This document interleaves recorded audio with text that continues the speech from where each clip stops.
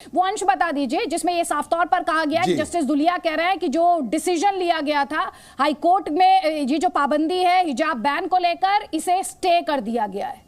आप वो वाला जो अंश हो वो आप हमारे दर्शकों को बता दें। और ये सवाल कोई किसी तरह के वर्चस्व की लड़ाई नहीं है, ये एक तथ्य को रिकॉर्ड पर लाने की कोशिश है। तो आप वो अंश बता दीजिए। बिल्कुल बिल्कुल बिल्कुल, मैं आपको बता देता हूं कहां पर लिखा हुआ है। जस्टिस धुलिया ने जो कहा मैं आपको अभी बताता हूं Aditya ji. I have request Justice Dhulia.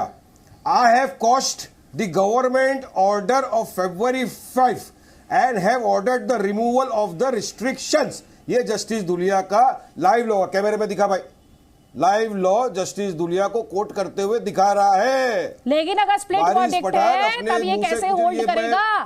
अगर स्प्लिट वर्डिक्ट आया है, आपने बोला जस्टिस धुलिया ने कहा, अरे एक सेकंड, अगर स्प्लिट वर्डिक्ट आया है शम्स ख्वाजा जी, अगर स्प्लिट वर्डिक्ट आया है और दोनों जस्टिस जो है वो कंप्लीटली डाइवर्जेंस ऑफ ओपिनियन है, तो क्या इसे ये जो यहाँ पर वारिस पठान कहने की कोशिश कर रहे हैं इसे माना जा सकता है? क्योंकि सुबह से तमाम लीगल एक्सपर्ट से हमारी बात हो रही है और उनका कहना यह है क्योंकि ये स्प्लिट वर्डिक्ट है, इसका सीधा सा मतलब है जो पाबंदी है वो जारी रहेगी।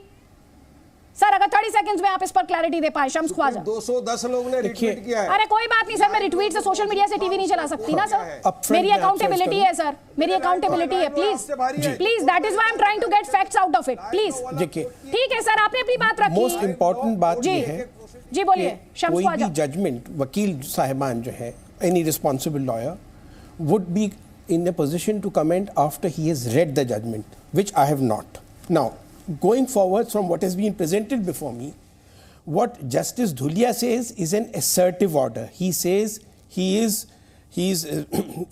quashing this and he's going back on this aspect. Now, if there is a counter statement of assertive expression by Justice Hemant Gupta, that I refuse to quash the High Court order, I refuse to set aside the High Court order, तो ये neutral होगा। और अगर justice Hemant Gupta ने ऐसी कोई बात नहीं कही है असर्टिव, तो ये बात प्रिवेल कर जाएगी despite being a split verdict. तो जस्टिस गुप्ता का जजमेंट जो है वो स्टडी करने की जरूरत है टू फाइंड आउट। अच्छा तो शम्स ख्वाजा जी, अगर जस्टिस गुप्ता ने अपहोल्ड कर दिया है बेंगलोर, माफ कीजिएगा, कर्नाटका हाई कोर्ट का ऑर्डर, उसके फैसले को, तो उसका मतलब क्या हुआ? कर्नाटका हाईकोर्ट का फैसला जो है वो हिजाब बैन को बरकरार रखने से जुड़ा हुआ था और उस अपील को रिजेक्ट कर दिया गया था, डिसमिस कर दिया गया था। अगर अपहोल्ड वर्ड उन्होंने यूज किया है तो फिर इट मींस ये जजमेंट न्यूट्रल है। ठीक है, हैव टू गो फॉरवर्ड। लगातार स्टेटमेंट्स आ रहे हैं। शफीकुर रहमान बर्क ने क्या कहा सुनिए, और उसके बाद प्रोफेसर जुनैद हारिस आपका जवाब उस पर प्लीज। मजहबी मामला है, इस्लाम का मामला है। इस्लाम के अंदर मतलब ये कि जवान बेटियां और जो हैं वो हैं औरतों के लिए हिजाब का हुक्म दिया गया है कि वो बापर्दा रहें और बेपर्दा होकर बाज़ारों में गलियों में न घूमें। इससे चूँकि हालात बिगड़ते हैं, आवारगी बढ़ती है इससे। और आज अगर इसमें कोई पाबंदी लगाई जाती है कि हिजाब की ज़रूरत नहीं है, वो ये कहते हैं, तो इससे समाज को भी न सिर्फ इस्लाम को बल्कि समाज को नुकसान होगा। प्रोफेसर हारिस, आवारगी बढ़ती है, ऐसी भी रीजनिंग है। यहाँ तो राइट टू चूज की बात हो रही है, लेकिन एक रूढ़ीवादी स्कूल ये भी है जो पर्दों में रखना चाहता है बच्ची को। देखिए, ये बात तो उनका अपना सोचने का अंदाज है, मैं उस पर नहीं कुछ मैं कहना चाहता हूँ। जहाँ तक अभी इससे पहले बहुत उसूली बातें की थी शम्स ख्वाजा साहब ने कि उसूली तौर पर तालीम असल मकसद है। अब जाहिर सी बात है, हमारे मुल्क का जो संविधान है और मुल्क का के समाज का जो मिजाज है वो ये है कि अपने मज़हब पर अमल करते हुए हम तरक्की करें, हम सारी चीज़ों को हासिल करें। उसूली तौर पर यह बात भी आई कि जिस तरह से एक सिख बच्चा अपने बाल रख सकता है और उसकी वजह से उसकी तालीम पर किसी किस्म की पाबंदी नहीं लगाई जा सकती है, वैसे मुस्लिम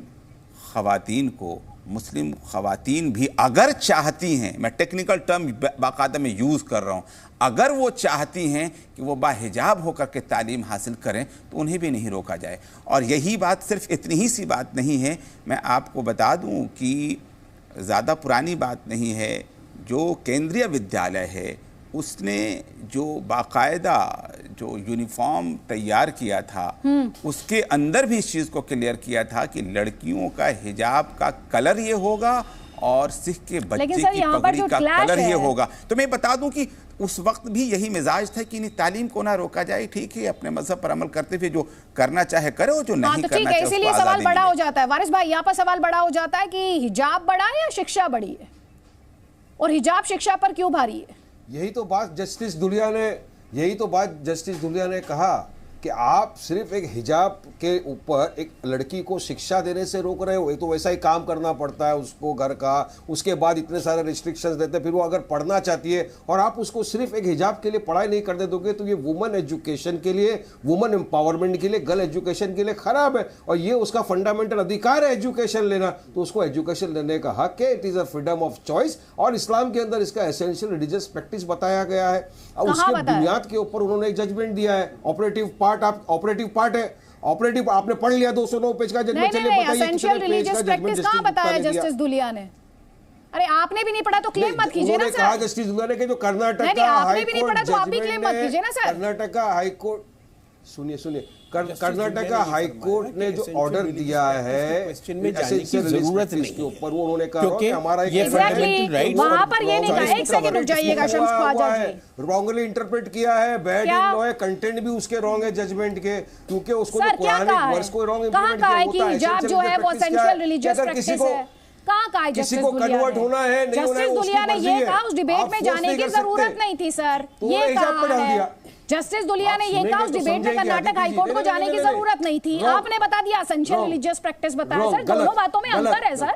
200 पेजेस आप भी पढ़ लीजिए ना पहले। उनके सामने जो कमेंट्री की गई भाई सुनिए ना, उन्होंने रॉन्ग कमेंट्री को एक्सेप्ट किया कि भाई नहीं ऐसा एसेंशियल रिलीजियस नहीं है। अरे वो ये एसेंशियल नहीं है कि अगर किसी को फोर्सफुल कन्वर्ट आप कर उसको नहीं करना, नहीं कर सकते फोर्स, मगर ये क्या बोल रहे हैं आप? एसेंशियल रिलीजियस हिजाब की बात हो रही है, एसेंशियल रिलीजियस प्रैक्टिस है या नहीं? कर्नाटक हाईकोर्ट ने कहा नहीं है। जस्टिस दुलिया ने कहा नहीं, आपसे कहा ये कहा आप वो हिस्सा भी पढ़िएगा। आप जब वापस मैं आपको मंच दूंगी तो वो हिस्सा भी पढ़िएगा जिसमें जस्टिस दुलिया ये कह रहे हो कि हिजाब एसेंशियल रिलीजियस प्रैक्टिस है इस्लाम की, वो अंश भी आप पढ़िएगा। लेकिन उससे पहले एक जवाब ले लीजिए कैप्टन सिकंदर रिजवी का, उसके बाद रिजवान अहमद। प्लीज, मैं तथ्यों पे रहूंगी, मैं स्पेकुलेशन पे नहीं जाऊंगी, बिल्कुल नहीं जाऊंगी मैं स्पेकुलेशन पे, तथ्यों पे रहूंगी। I am open to more information, I am open to further debate. Please captain Rizvi, Rizwan Ahmad, उसके बाद वारिस पठान, जल्दी प्लीज। जी बहुत बहुत शुक्रिया, मुझे थोड़ा सा टाइम दे दिया। पहले ये पूछिए, कुरान के जिस सूरे के लोग नाम लेते हैं, जिस सूरे में जिक्र किया गया औरत को ढकने का, वो सर से लेकर पैर तक के ढकने का हुक्म है। सिर्फ चेहरा खुला नहीं, पूरा सर से पैर तक के।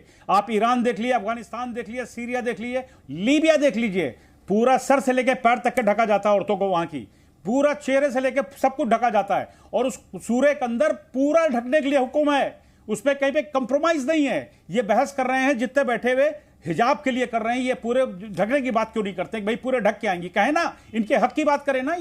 ये क्यों इस तरह का कंप्रोमाइज हो रहा है, मेरा समझ में नहीं आ रहा। बहस हम लोग इतनी देर से देख रहे हैं और जो जज साहब ने दिया, पूरी हिंदुस्तान ने देख लिया उसका फैसला क्या हुआ है। वो गया ऊपर सुप्रीम कोर्ट से भी और ऊपर चला गया, ठीक है, लेकिन इस चीज हाईकोर्ट से सुप्रीम कोर्ट गया। लेकिन इस चीज को आप देखिए कि जिस सूर्य का बार बार लोग हवाला दे रहे हैं बैठ करके, अभी हमें पठान साहब भी यही हवाला दे रहे थे, उसमें तो सर से लेके पैर तक के ढकने का हुक्म है। भाई आप लोग सर से पैर तक के क्यों नहीं औरतों को ढकवाते हैं?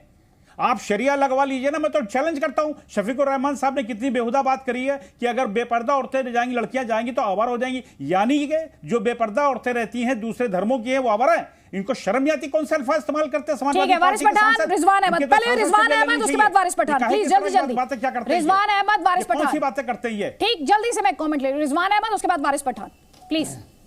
जी